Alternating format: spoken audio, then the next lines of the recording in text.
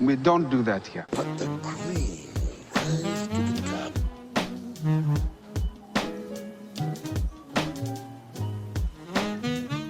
So I came to my desk and I saw that things were strewn about, and it's one of my male cat really likes to antagonize the smaller one, my smaller female cat. And yeah, one of her favorite places to hide is the window that's directly behind my monitor.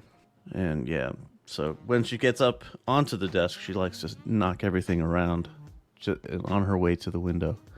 Oy. Good cat. Yeah, that's great. It's my favorite.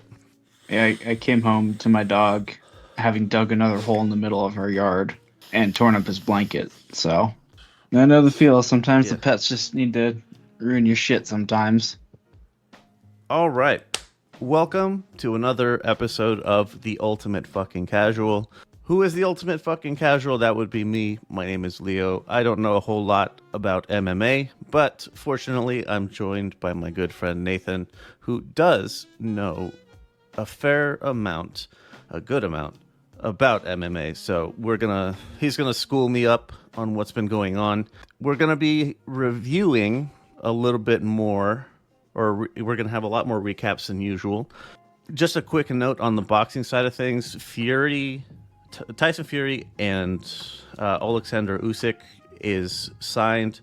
The undisputed heavyweight championship will be on the line, and Let's go. yeah, so that's great news. Still, fuck Tyson Fury, but this is a really good move. Really good to see. I thought this was never going to happen, but what's interesting is that this is signed while the fight with Ngannou has not happened yet. So, Yeah, there's definitely the chance of like Fury looks completely past his opponent, and that's how Ngannou somehow upsets him.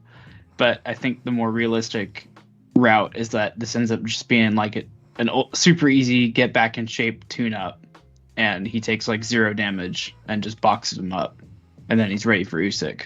oh yeah, this is how he's going to shake off the rust.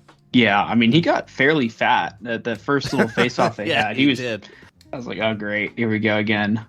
Remember quite a while ago, I think it was just after when he beat Vladimir Klitschko. He had a quote where he what did he say? He's like, I can go from being an obese pig to like a jacked jacked statue or something.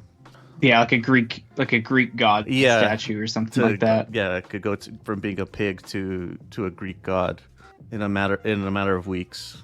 All right, man, whatever works for you. Which is funny because I think a few weeks later he was like 30 pounds heavier after that quote. Yeah, not long after that he was having some issues in his personal life. All right, so you did bring up a 9-second KO, but I wanted to bring that down later. It was a really cool KO, and there's some pretty interesting info behind it. So let's get into the recaps, which start at September 10th up to yesterday, October 7th. So we had Noche UFC, as they were calling it. Alexa Grasso defended her flyweight title against former champion Valentina Shevchenko. Let's go from the bottom up of the card. Stop me if there's something you need to discuss. Kyle Nelson gets a unanimous decision over Fernando Padilla. These are featherweights. Daniel Zaluber submits Christos Giagos in the second. Lightweights. Raul Rosas, the face, knocks out Terrence Mitchell, bantamweights. Yeah, that was an excellent comeback fight for Rosas because he had lost. I think he'd kind of exchanged wins and losses recently. He's not too far into his career, so that was like promising to just see a young guy rebound so well so quickly. Yeah, it's unfortunate it came at the expense of Terrence Mitchell, who's kind of a parallel in that way. A young guy pretty early in his career, and he's been kind of having a little bit of a roller coaster recently. But, I mean, that's the nature of the beast. Not much you can do. The good news, and this is a sport that is very forgiving of losses. So even though Mitchell's lost 2 in a row, like he's okay. Yeah. Like the last time he lost 2 in a row, he won, what is this? 1, 2, 3. He won 11 straight after the first time he lost 2 in a row. So I think he'll be okay. Yeah, that is something that MMA does do a lot better than boxing does. Now, this is one of the 2 fights that had picks on it. Oh, man. I'm going to start playing taps for Kevin Holland. He drops a decision to Jack Della Maddalena from Australia. They are ranked... Maddalena's ranked 14th, Kevin Holland 13th at welterweight. I'm trying to remember... because Maddalena's he's a really good striker who is competent enough on the ground, and while Kevin Holland is also a really good striker, but he's not that good on the ground. He's okay. He knows enough, but Yeah, this was a tough night for Holland. I feel like right off the bat, like he felt Maddalena's power, and he just didn't seem like he wanted to engage, which is... It's kind of rare because Holland likes to kind of throw himself into the fire, but it seems like on this night he played it a little too safe. I don't know if that was just the fear of the striking, or if he just he saw something unexpected just out the gate and he didn't know how to deal with it. But Maddalena controlled the pace and he won this fight pretty handily just off of that. Maybe Kevin Holland really having an affinity for striking, and then coming into Maddalena who might have more power than him, or more power than he expected, while also being very competent. And like Holland wasn't expecting someone who can strike as good, if not better, than he can. Right. And the thing with Holland too is that he's fighting really a lower weight class than he should be. Like just the fact that he's kind of working himself down to welterweight, like you can tell that he just looks different. Even if he says he feels better there, but the physicality, I mean, the difference between that and middleweight is it's such a big jump. It's like 15 pounds. Yeah, he does look so pretty that can wiry. have effect on you. Yeah, definitely. Still, I'm going to keep... I'm still on the Kevin Holland train. I'm not going anywhere. Oh, you got to be. Yeah, we're going to the top, big dog. All right, and for the main event, we had Alexa Grasso gets a draw with Valentina Shevchenko. As much as I wanted Grasso to win, I don't think I agree with this being a draw. No, this was like genuinely a robbery. Yeah. Merely for the fact that if you look at, and I say that based off of how the fight ended up being scored, because if you want to make the argument that Grasso won 3 rounds to 2, I think there's an argument there. I don't think she winning is an outlandish thing to say, but the scorecards at the end, one of the judges gave Grasso a 10-8 round in the final round of the card or the fight, and I don't know how you get that. That was an insane scoring, and if that had been properly scored 10-9 Grasso, then Shevchenko would have won a decision. Yeah, that 10-8. It's an interesting ground to put it on, because that was a round that I feel Shevchenko was winning pretty handily. I think up until the last minute when Grasso decided to show up. Mm-hmm. Yeah. Shevchenko looked light on her feet. Her striking was on point. And then, to Grasso's credit, she had a really big moment. And I think I think there's an argument that she stole the round there. But a 10-8 round, and especially like in MMA, 10-8 rounds are so rare. Like you got to get your ass beat. Like it's more likely that the ref will stop a fight rather than you surviving a round like that and getting to 10-8. That's generally what you expect to see. Like someone like, you think of like when Khabib was in his run, he would get guys on the ground within 30 seconds and then smash for like 5 minutes straight. Like he would just, drop hammer fists and elbows on him the rest of the round. That's what you would expect from a true 10-8 round in MMA. But this wasn't that. This was a really competitive round that there genuinely are arguments you could give it to Shevchenko too. I've seen people say that. I don't necessarily disagree. Yeah, definitely a sketchy situation. I think Shevchenko had it right in her little post-fight interview where she said, if it was any other day of the year, I would have won. But it's, Mexican Independence Day, Mexican champion in a crowd full of Mexican fans. So, It really did feel like home cooking. Yeah. It's unfortunate, but I hope that they have the trilogy. Shevchenko definitely deserves it. Didn't she say she was fighting on a broken hand or something?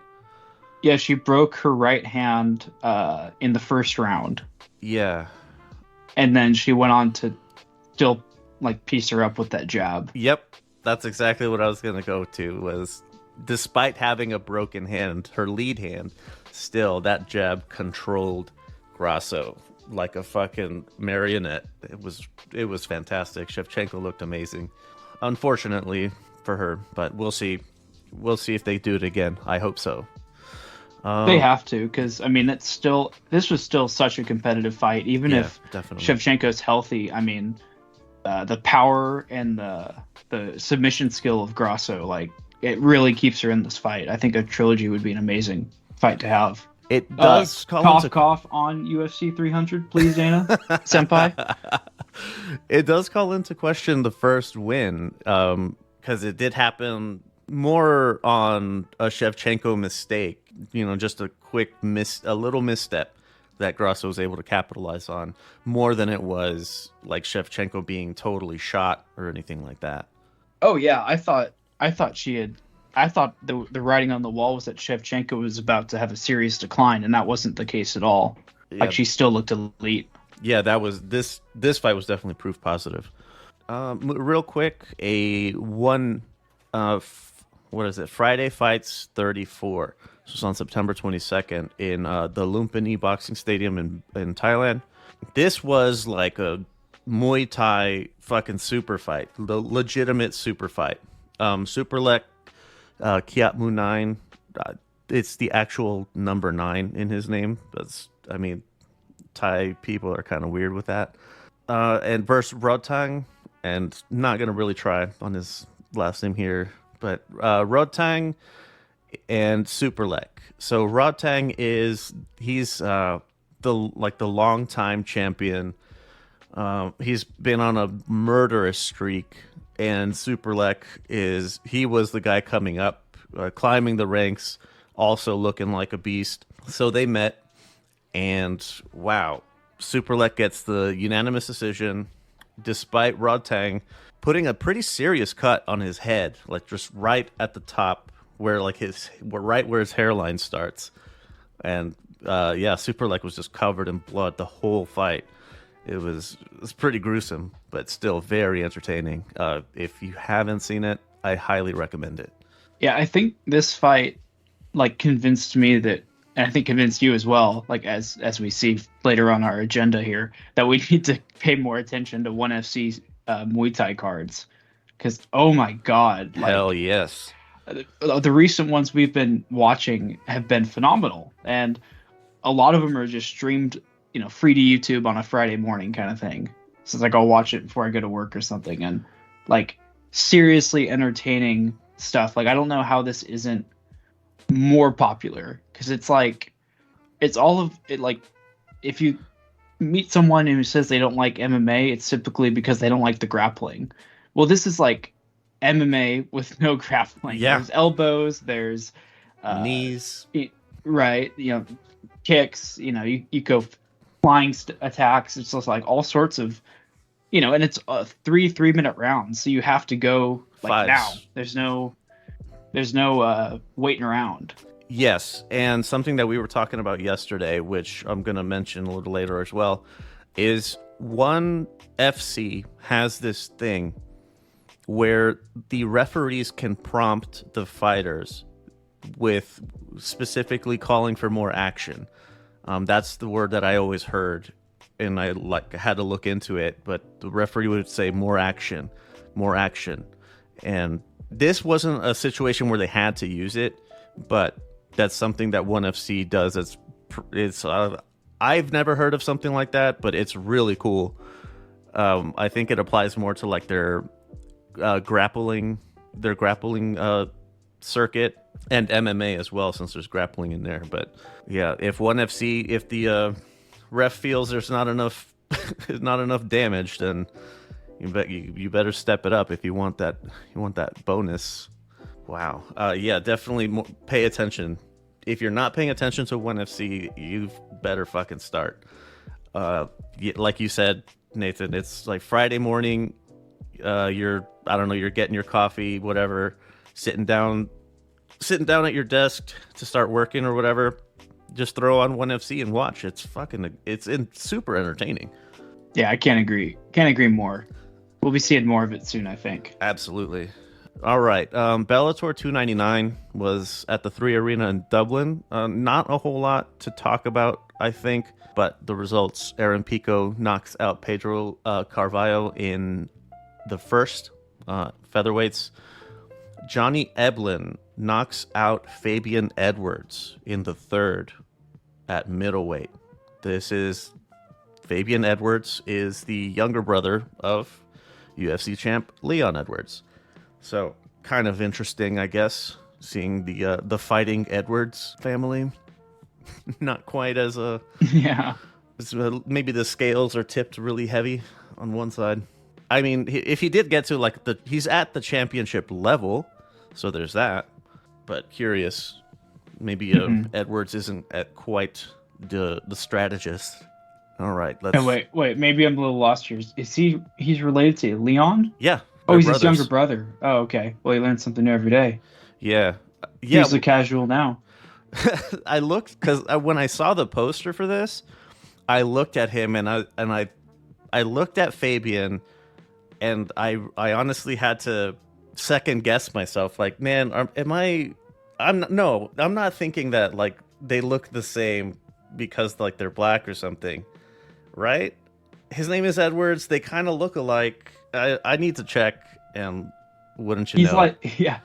He's like Leon with a bigger forehead. Yeah, they really do look a lot alike, and Leon works Fabian's corner, so yeah, calls a little bit into question. All right, let's move on to a fight night card at the Apex. This was a good one. All right, the Tim Means Andre Fiallo fight got moved to the prelims, but that turned out being KO3 for Tim Means. Brian Battle submits AJ Fletcher in 2. Those two fights are welterweights. Marina Rodriguez KO2 over Michelle Watterson Gomez. These are strawweights. Michelle is ranked 12th, and I believe Marina drew a shitload of blood. And yeah, Michelle was. That was actually the goriest fight on the card. Yeah. It's funny how the women's fights sometimes end up being like that. Like, you wouldn't think it, but they end up being like real brutal just because of elbows. That's just how sharp the points of your elbows are. So if this fight was the goriest, this next one is the gloriest. Bryce Mitchell, ranked 10th, gets the decision over Dan Ige, who is ranked 12th. These are featherweights. Bryce Mitchell came in with his Bible in his hands over his head and screaming freedom. Freedom! Yeah, William Wallace ass. Still, it was a good fight. It was fun. Yeah, big win for Christianity here. Yeah, all those who are Christ-pilled, rise up. Mm-hmm. It was funny. Maybe next time he'll come in with like a flat Earth diagram. Oh goodness! Because he's also a flat earther. Ain't no curvature. Have you heard that flat Earth rap song? It's terrible. I may have removed the cringe from my mind. That sounds familiar. Yeah. Because there ain't no curvature. It's terrible. It's so bad. That sounds like a BuzzFeed song or something. Ugh. And the main event, Matus Gamrot, ranked 7th, knocks out Rafael Fiziev, ranked 6th at lightweight. And knocks out in quotation mark. Fiziev's like knee snapped. Yeah, or whatever. I had it listed somewhere. I don't know why it's not there anymore. But it was, I had it listed as a medical KO. Gotcha. It wasn't legit. So the fight was stopped in the second. Is better way to put it. Do you think they're gonna do it again?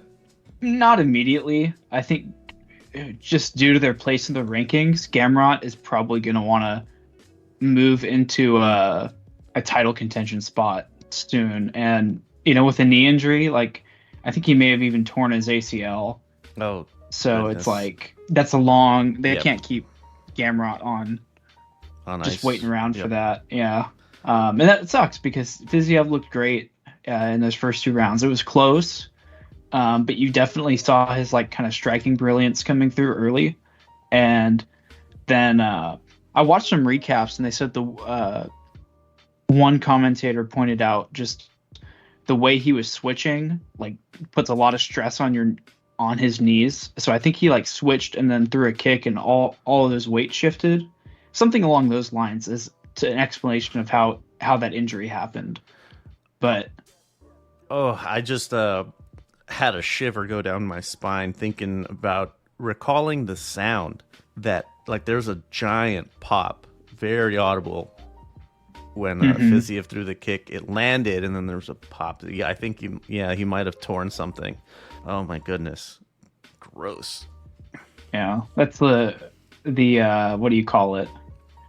The curse of an Apex fight. You can hear everything. Yeah, like the bubble fights that boxing had, just coming out of the pandemic. Let's move along. So the UFC was they went quiet or dark or however they put it, the weekend of the 30th. So for this one we have Stamp Fairtex. This is ONE FC. This was an MMA fight. She stops Ham Sohi. I think this was like the first ever fight for the atomweight title. So whatever. What are these, like 100-pound guys? Or... I think they might be in the 90s. Holy shit! Because this is below straw weight, which is I think 105. But yeah, super tiny. Stamp Fairtex becomes the first ever 3-sport champion with MMA, kickboxing, and Muay Thai. So that was pretty cool. And one other one on the same day in Salem, Virginia, bare knuckle. I bring this one up for the two things. If you do like brutality, if that's, the gore is your thing, this is a card worth catching up on. Dustin Paig gets the UD over Joe Elmore. And the next fight, this is the one. Britton Hart is the champion at strawweight. Unanimous decision over Melanie Shaw, ranked 5th. Shaw, her face was rearranged. I think the gentlest way to put it. It was bad. She lost some teeth. And she had like that alien look, like that alien bulge, except over her entire face. Oh no. It was rough. I personally can't stomach watching bare knuckle. I think the last time when I finally called it quits, someone got a knuckle straight on their eyeball, and I don't recall if she lost it, but her eye was permanently messed up. Yeah, it's very brutal. It's Yes. like genuinely like gladiator sports is what it feels like. Yep. Moving on, the 30th. This is the 9-second KO. Very, very fun. Go watch it if you haven't seen it. So Cedric Doumbé knocks out Jordan Zebo. These are welterweights. So some news on Doumbé was he was supposed to be in the UFC, but the French Commission, their rules are the fighters with less than 10 pro fights must not have 4 or more fights of a differential, which Doumbé's opponent had 4 or more. Also, he later revealed, he revealed he had a brain bleed, which is another reason the fight was canceled. So the UFC cut him. Here he is in the PFL. Wrecking shop. Yeah, and I think he actually did have like 1 or 2 UFC fights, but you're right, he was released from the UFC after that. And he's back to killing guys now, just over at PFL. Yeah, I think this is something that we talked about briefly yesterday when we were catching up on the fight night card. Is that there is talent outside of UFC? There absolutely is. I mean, obviously Demetrius Johnson over at ONE FC, but Doombay's at PFL, like he's in the European League, however PFL is structured. And there's some guys in Bellator who are pretty legit. So something worth keeping an eye on is Doombay, among many others. There's a lot more going on than just UFC. Mm-hmm.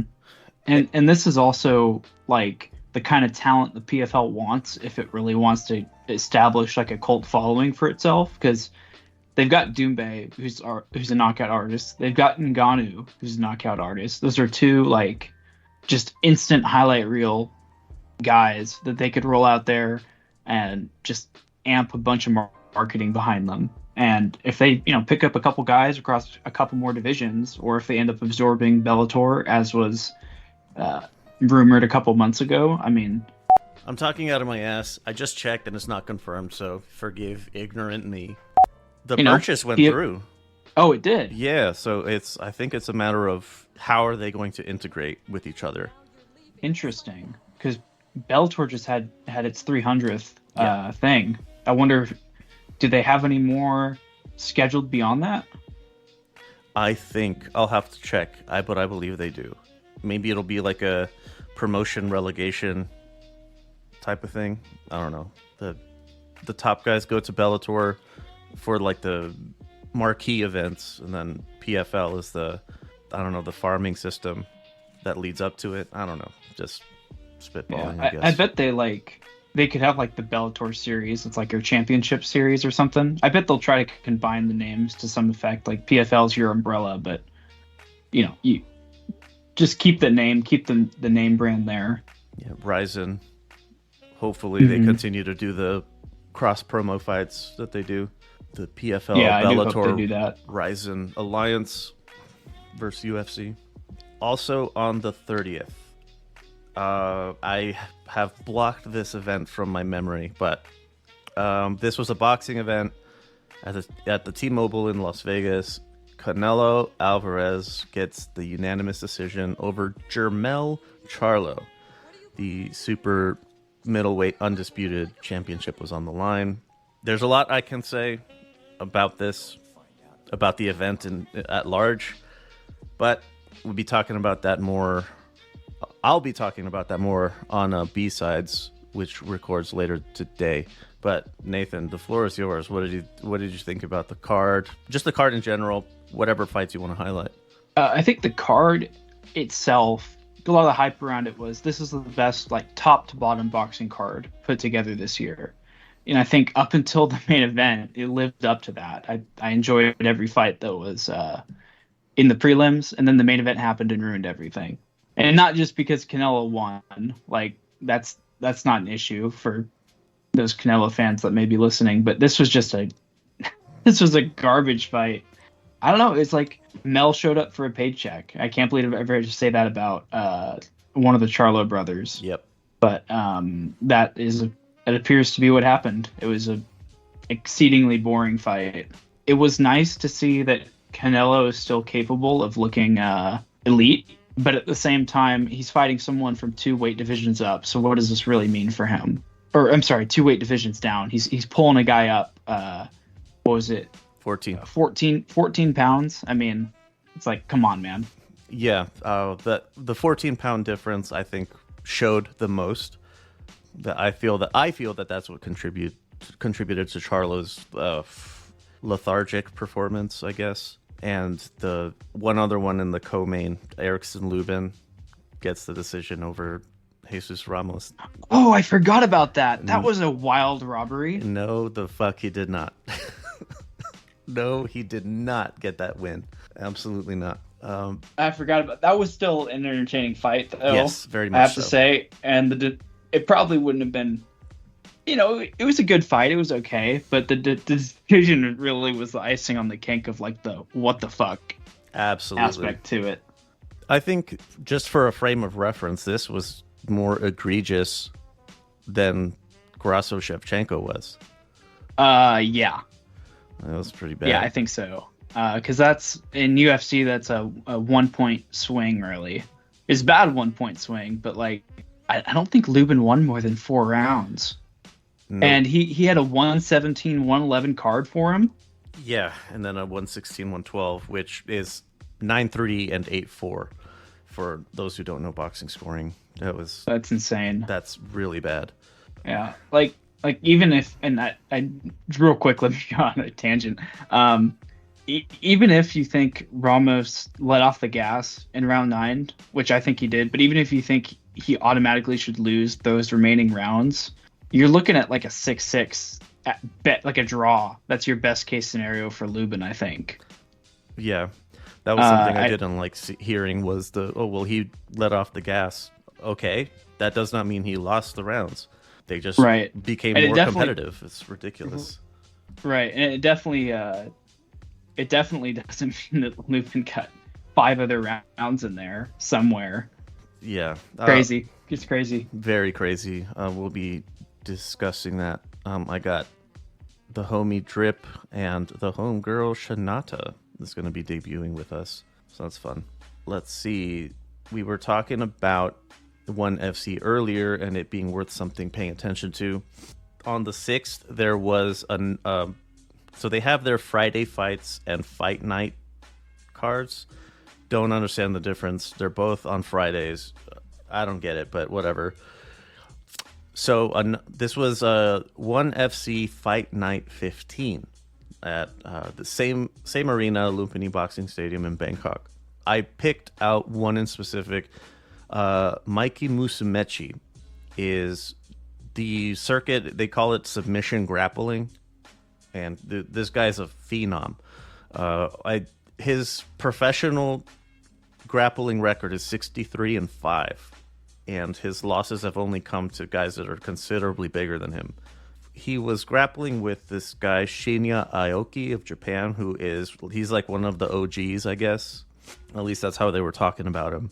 Musumeci is starting to branch into... He's expanding his, I guess, fight skills into... He's picking up Muay Thai. I think he's training with one of the 2 guys. I don't remember which, but it was Superlek or Rotang, one of those 2. But he goes by Darth Rigatoni, so that's kind of fun. And absolute Chad. Yeah, the scoring is it's first tap wins. It was a 10-minute single round, so just go at it. Whoever gets it gets it. And Musumeci got him in 3 minutes and 5 seconds. It's pretty wild.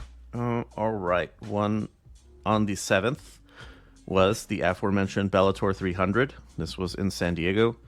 Usman Nurmagomedov, the lightweight champion, beats former lightweight champion Brent Primus, who is from American Top Team, I came to find out. But Usman is one of the ones I wanted to highlight as there is talent outside of UFC. I recall you had mentioned his skill level is such that he could, enter UFC and immediately be in the top 5 or something? I would say so. He is that good. He's less of a wrestler than the other kind of Dagestani guys are, but his striking is really good, and so I think you could throw him in with like the 5th ranked guy in his division. I think he would do well. Yeah, his striking was really good. Primus didn't really seem to have a whole lot of answers. It was really clear. I don't know if it's a landslide, but I don't know if it was competitive either. I don't know, somewhere in between those 2. Also on the card, they had a heavyweight title fight that got canned. I don't remember why. Chris Cyborg, the featherweight champion, knocks out Kat Zingano, who was ranked 1st. The sequence was Zingano threw a kick and tried to follow up by shooting in, and Cyborg checked her, and that put her out. Mm-hmm. That was pretty cool. You could just force her down, really, and just hammer fisted. Yeah, she checked her on the way in and mounted and ground and pound, and that was it. Liz Carmouche gets the last-minute KO over Alima McFarlane. ranked second at flyweight. Carmouche is the champion. So that's Bellator 300. UFC Fight Night on the 7th. This one was pretty entertaining. We'll go from the bottom up. Bill Algeo versus Alexander Hernandez. Algeo gets the UD at featherweight. I think I'm in agreement with this. Wasn't it a sweep? All three had it 30-27? They had 30-27, and I think we both thought that was a little sus. Yeah, it's a little wide because Hernandez had a very strong... He had good spots of success, wherein his successful striking was more powerful, more damaging, I think. But I don't know. How are you going to score it? Drew Dober, KO1 over Ricky Glenn. These were lightweights. Oof. What did you think of that? It was a pretty quick one, wasn't it? Oh, yeah. Dober made the pretty light work of him, which Dober's been around for a long time. He's kind of one of the older. He's got over 40 UFC fights or MMA fights at this point. And this is, I don't know, something you're seeing more of these days where older guys that should be like fading and just, it's kind of a given that they just either look like regressed or they just start losing to these younger up and comers. For some reason, they're catching this ungodly second wind and they're just producing highlight reel finishes. And as we'll talk about later, this is a bit of a theme for this card, as we'll see in the main event. But I'm thinking back on, I want to say like circa 2017, in the boxing media like ecosystem, there's a character named Steve Kim. If you know boxing, you know who that is. If you don't, he's a fucking douchebag. That's really all there is to it. But he would always talk about this thing specifically because he hated Floyd Mayweather. He would always talk about the quote-unquote fountain of youth. If like an older fighter at the tail end of their career finds the fountain of youth, that should be something you should be suspicious of that. And that's something that should require further investigation by whoever, VADA, USADA, whoever, doesn't matter. Mm-hmm. But that's something that I think about when I see older guys looking like monsters. I guess my counter to that would be that sports nutrition has come like in incredible ways in the last 5 years, and it's kind of standard that everyone's got one. So I think people are eating and training better and smarter now than they did maybe maybe they took losses earlier in their career because they were fighting injured or they were not taking care of their bodies and they weren't at 100%. And now that they actually have that in place, they're able to perform to their potential. Yeah, and like Floyd Mayweather obviously has a fuckload of money, so he can get the best of everything. Mm-hmm. So yeah, it's not unreasonable. Floyd was also just such an animal in the gym. Yeah. And like, I mean, as much like he would kind of flex his lifestyle, he wasn't like a party animal. He was like, he really took really great care of his body when he was competing or when he was in camp. And even out I of think camp. that's why they even out, like it was like 24/7. He lived it. Yeah, he'd always be at his own gym.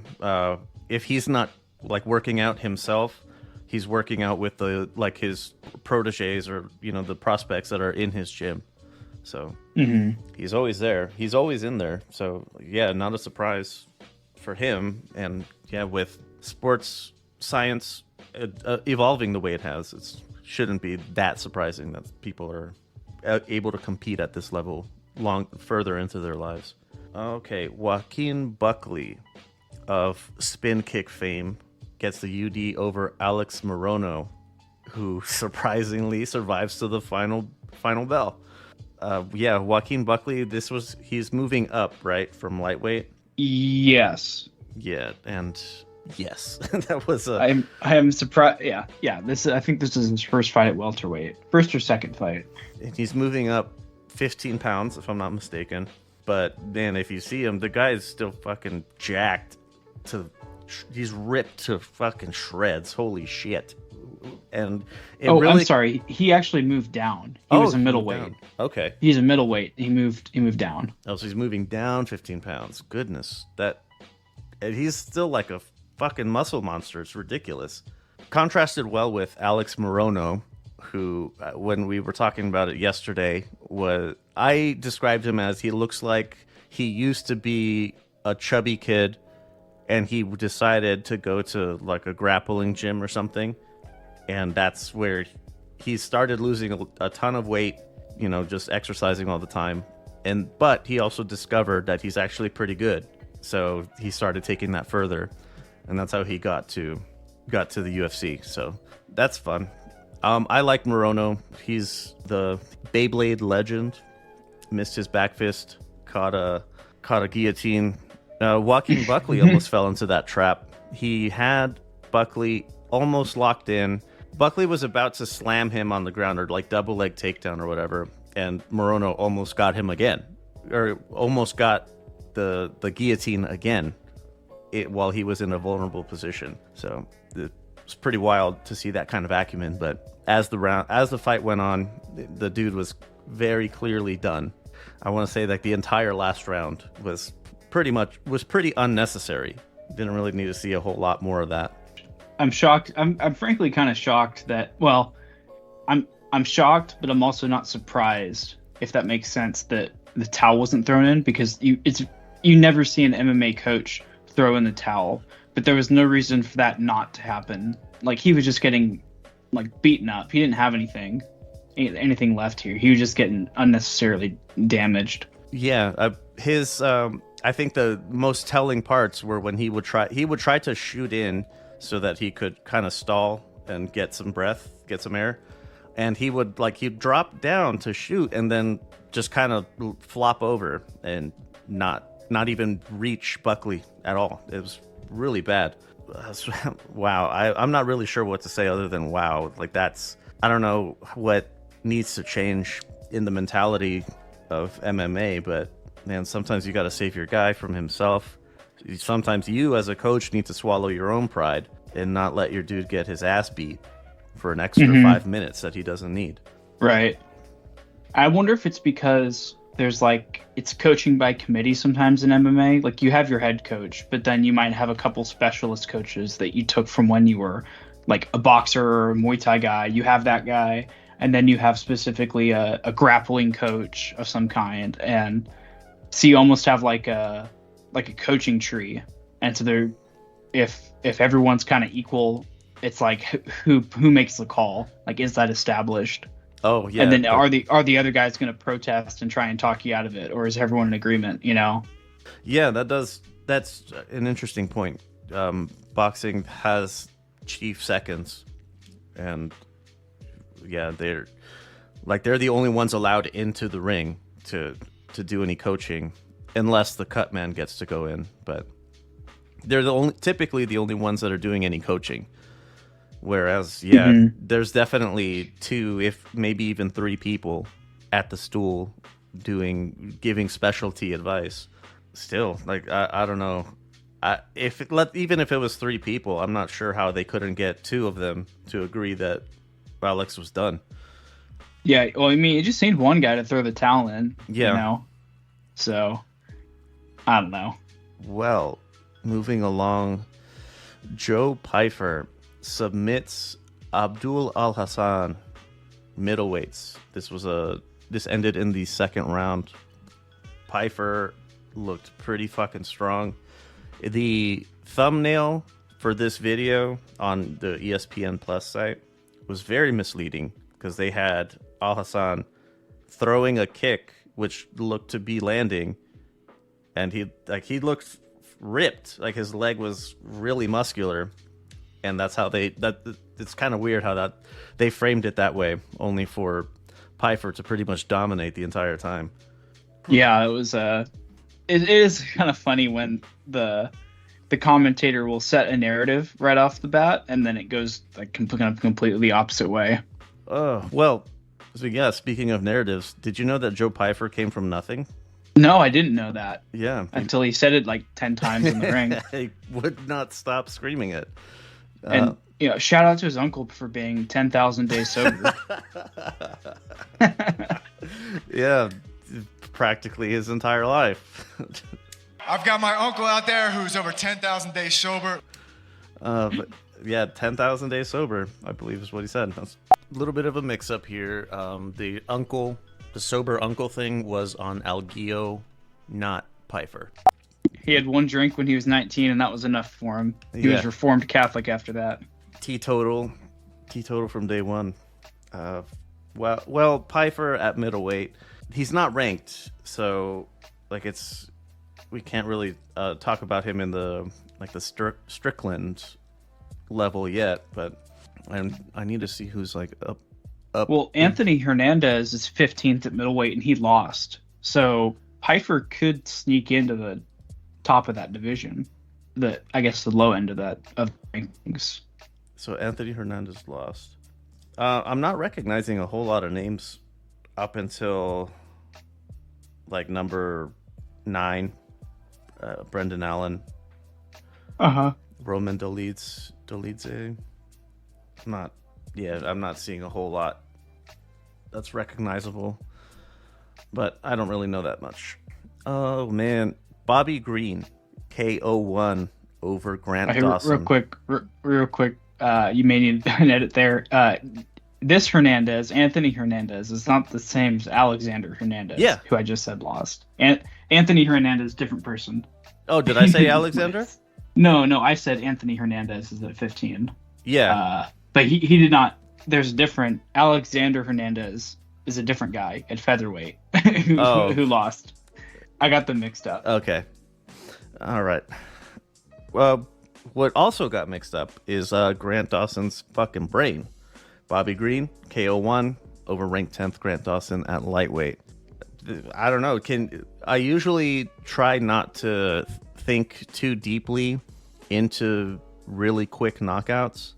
I don't know, man. Like Bobby Green had Grant Dawson on the retreat for the entirety of the fight until it ended. And he showed him like zero respect. Like right from the opening bell, he's like hands at his side. He's kind of goofing off. Yeah. It felt like the first punch he threw knocked him out. Like he had him. He saw through him completely. Like there was no. He had no hesitation, no fear of what Dawson brought. Yeah, is there much more that we can glean from this? Like, if Grant Dawson's ranked 10th, and I'm guessing Bobby Green is getting a shot he's fighting number 10 because of his name recognition? Yeah, and I think he's been on a bit of a winning streak. He lost to Drew Dober, but since then he beat Tony Ferguson. And he's kind of like the guy, he's been around for he's a long-time veteran. He's sort of like gatekeeper. And he may have just been the biggest name they could have given to Dawson at the time. And then that, I guess, completely backfired. Well, looks like Bobby Green is needs to start getting back in the rankings. Rank Bobby Green, cowards. he also, I have a pretty solid respect for Bobby Green. He took a fight against Islam Makhachev on like a 2-week notice or something like that. What, 2 weeks? It was something crazy like that. Who did he step in for? Benili Dariush. He was injured.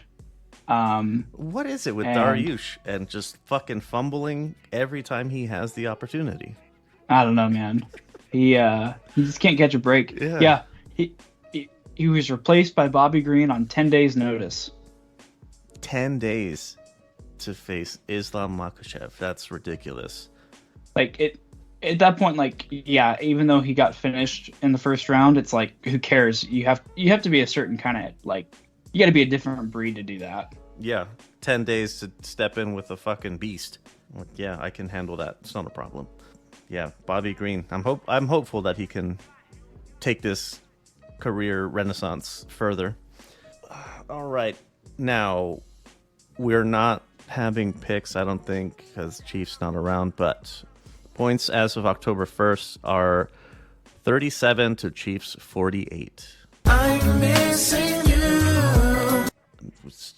Might need to start figuring out like prizes or something. Yeah. Get a little like trophy Yeah. or something. Yeah, that's Pass what I was around. thinking.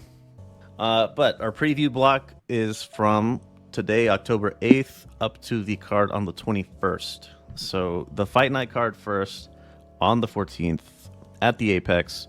From the bottom up, Christian Rodriguez versus Cameron Simon. These are Bantams. Marc-Andre Barriault versus Michel Pereira. Middleweights. Jonathan Martinez ranked 13th versus Adrian Yanez, ranked 14th at Bantamweight. Jennifer Maia ranked 9th versus Vivian Araujo, ranked 11th at Flyweight. And Sodiq Yusuff ranked 11th versus Edson Barbosa, ranked 13th at Featherweight. This is a fantastic little Fight Night card. I see a lot of good matchups on here. Honestly, I'm only familiar with Edson. Edson Barbosa. Yeah, Michel Pereira, he was supposed to be the guy to fight Wonder Boy on the UFC 290, the 96 card, the one that was on Terrence Crawford versus Errol Spence Jr.'s night. Yeah. And that got canned. Pereira missed weight. But, I mean, it looks like he's moved up a weight class to compensate for that. He's always a fun watch. Christian Rodriguez, he's also a fun watch. Martinez and Yanez, it's a good, kind of like bubble fight. These are guys fighting to keep their rankings, so I'd expect that to be pretty close. And then I think even the women's fight, Jennifer Maia and I don't know if I can pronounce her name, Vivian Araujo. That might be it. Yeah. I mean, yeah, this is a kind of a solid Fight Night card. I'm kind of impressed. I think this one would be something that's good enough to be a Fight Night on location instead of at the Apex. I don't know, put it in a different city. Yeah, this is good enough to put on put in an arena somewhere. Yep. What is it about Yusuff that makes it a good matchup for Barbosa? Because Barbosa is really fun and really dynamic and explosive. Oh, I would have had to defer to Chief here. I know nothing about Yusuff. I just know how good Barbosa is. I'm missing you. All right, that's. He's good enough to have a fringe top 10 ranking, so he's no scrub. Yeah, of course. Let me see. Sodiq Yusuff. Let's see if I recognize this guy. I think I've seen him fight before. He lost to Arnold Allen in 2021. I think I remember that. That does give him a bit of context. Looks like he's been going to decision a lot more as of late, but he's got some submission wins as well. So, but anyone against Barbosa is just cannon fodder. Let's be honest. Yeah, the guy's he's on the climb. Let's see. Let's get onto UFC 294. I'm going to assume that this is just a common name and not that they're related. But Saeed Nurmagomedov versus Muin Gafurov. These are bantamweights. He's not related to Usman, is he? I guess he is not. Yeah. Saeed is not related. Nasruddin Imavov versus Ikram Aliskerov. Fuck, UFC, come on now. So Imanov, I think, was scheduled to fight Chimaev a couple months ago, and Askarlov was supposed to fight Costa. I think that's what the matchup was, and then they swapped them. So now it's Costa and Chimaev and Imanov and Asklarov, which is a way better matchup. By the way, these two guys, Aliskerov is trying to crack the rankings, and Imanov, he's trying to assert himself higher. It's a pretty solid matchup to put together here.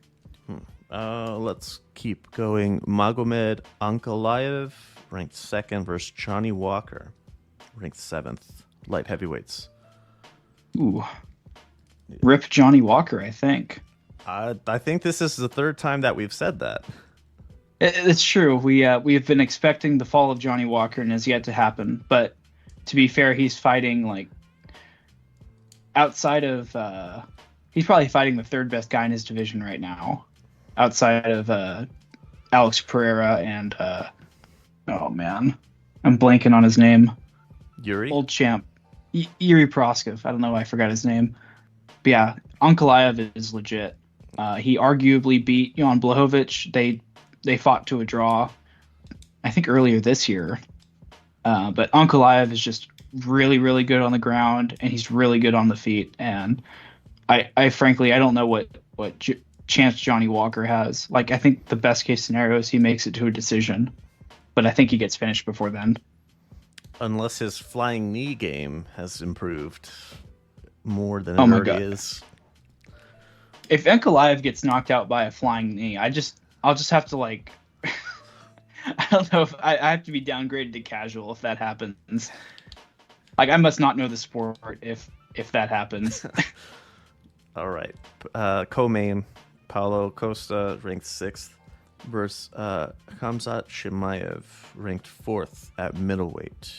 Yeah, this is it's be a good one. I'm have been very high on Chimaev, and I still am. I still think that he's going to really do Costa dirty, because this is his chance to really assert himself in the rankings.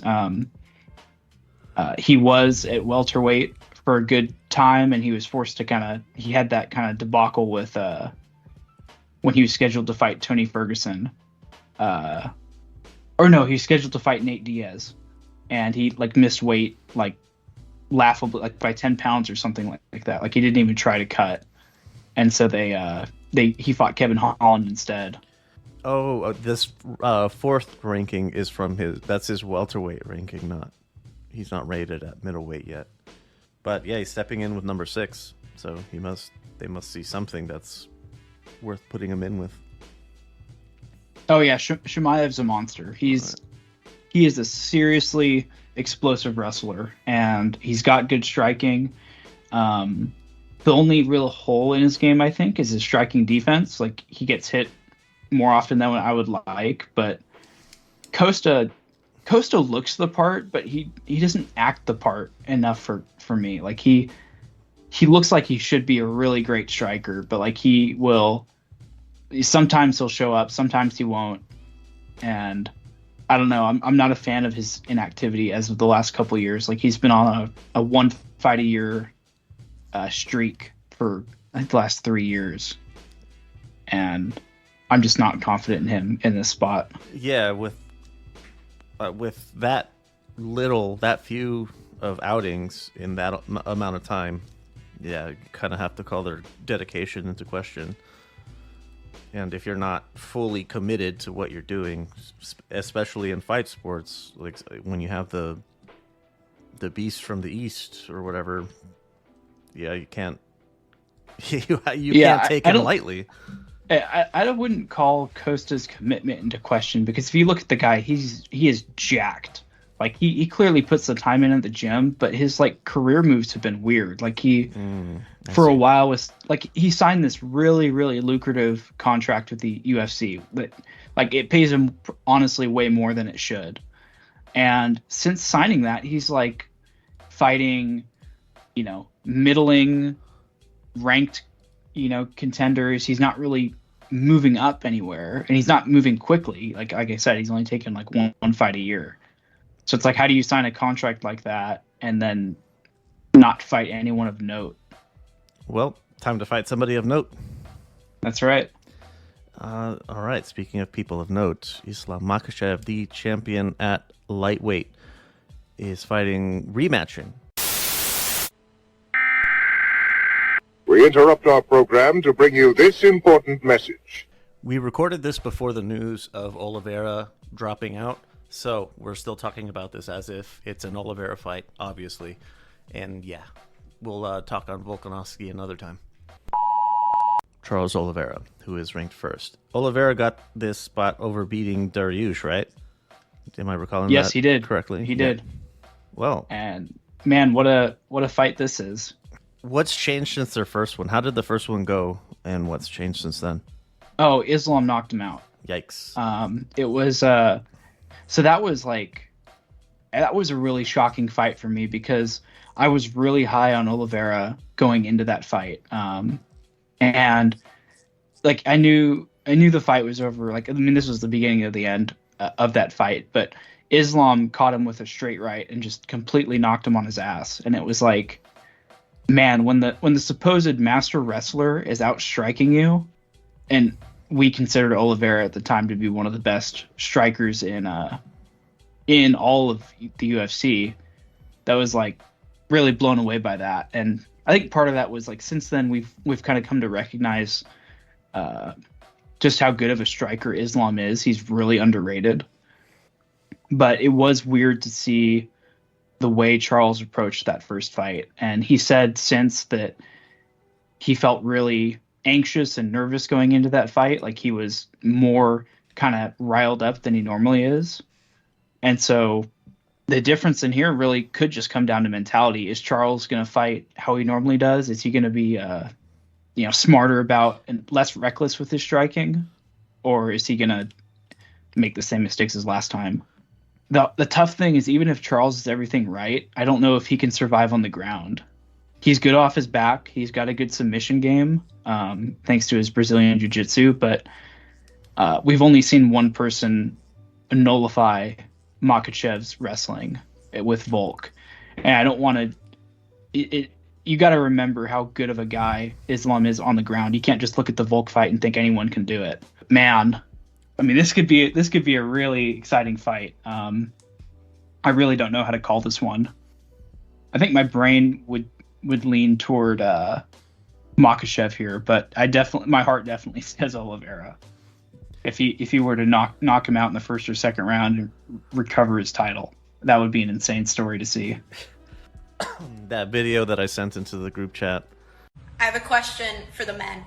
What the fuck do you want? Declaring the winner by TKO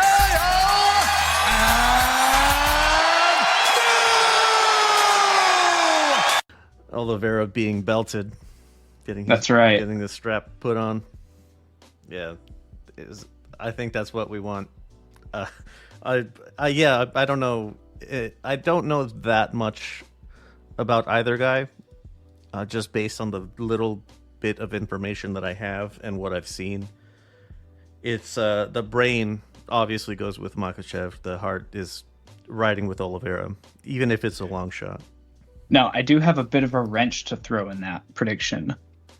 Is that the things Makhachev has been saying like really don't sit well with me. So he's like, when they first announced this fight, he was like, "Oh, I'm disappointed. I don't really care to fight this guy again," which was weird because this is obviously the best guy in the division you could face. Like, what's the hesitation here? And he's already calling out the winner of Leon and Colby. Like, he's like, that's who I want next. It's like, what do you mean next? You've got the number one lightweight contender in front of you. Yeah. And so I wonder if the narrative of this fight is the mentality's reverse, where Oliveira's on point and Makhachev's like not. He's kind of 1 foot out the door. Yeah. Right. And he gets caught.